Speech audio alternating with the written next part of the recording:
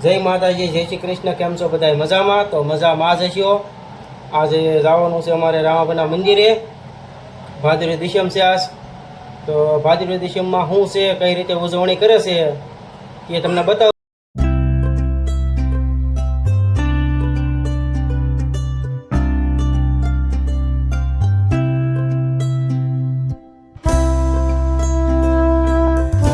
તો મિત્રો આપણે રામાભાઈના મંદિરે પહોંચી ગયા છીએ.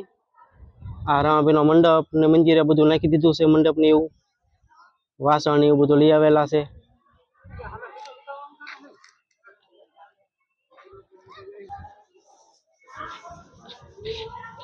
આ રામાભાઈનો મંદિરનો આપણે શિયાળ નાખેલો છે.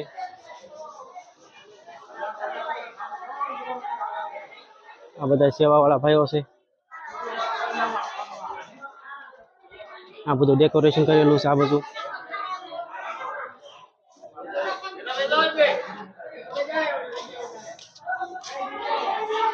ડેકોરેશન કરેલું છે.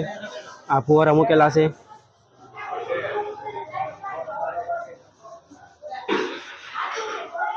આ કલરના ફુવારા છે.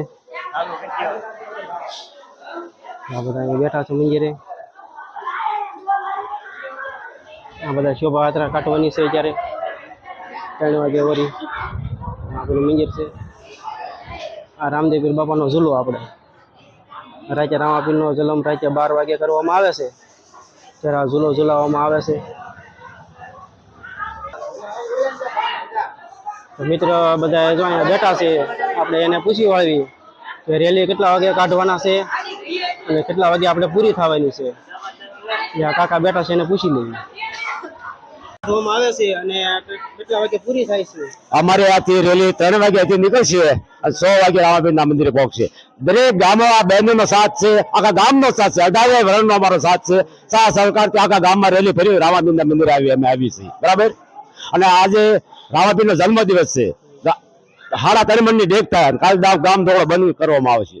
અને રાતે રામાપીરનો જન્મ કેટલા 12 વાગે કરવાનો? 12 ને પાછે રામાપીરનો જન્મ થઈ શકશે. આખા ગામના માણસો 18 વર્ણ ભેગા થાય. તો મિત્ર જેને ફરજિયાતનો લાભ લેવો હોય તે આવી જાય છે અહીંયા રામાપીરના મંદિરે. જે ભાઈઓને પરસેદનો લાભ લેવો હોય તો રામાપીરના મંદિરે આવી જાય, બરાબર. બધા ગામજનો બધા વર્ણને એક છે. બધા વર્ણને રામાપીરના મંદિરે પરસેદ લેવા આવવાનું છે. અને આપણે આ કેટલા વર્ષથી આપણે રેલી કાઢવી છે? આપણે રેલી 3 વાગ્યે 100 વાગ્યે કેટલા વર્ષથી આપણે રેલી 10 વર્ષથી આપણે આ રેલી કાઢી છે. કોઈ બાદ વગરના આપણે રેલી કાઢી છે. કોઈનો કોઈ સાથ સહકાર બેનો સારો છે. બધાનો સારો સાથ સહકાર છે આખા ગામનો.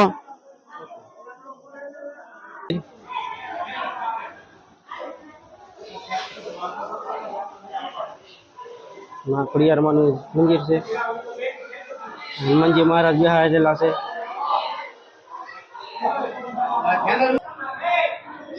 આ મિત્રો છે આપણે રામાભાઈની મૂર્તિ. રામદેવ પીર બાપાનું જગ્યા મેન સ્થળ.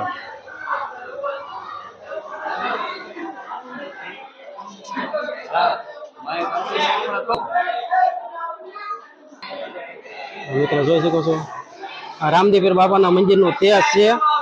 આ જોવાનો બધા બેઠેલા છે અહીંયા.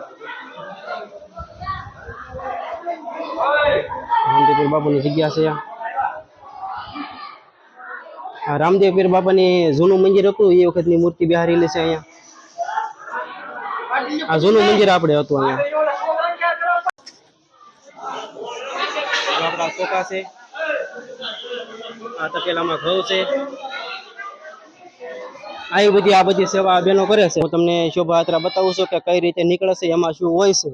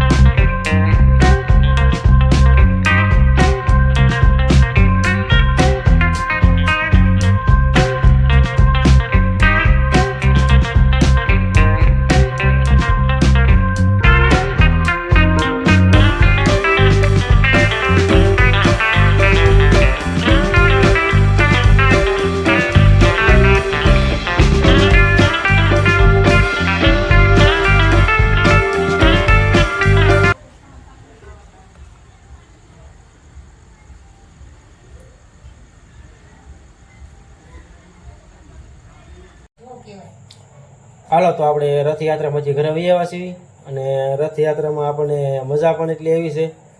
તો હવે આપણે આ વિડીયોને એન્ડ આપશું. હવે આપણે મળી જઈએ એક નવા બ્લોગ સાથે.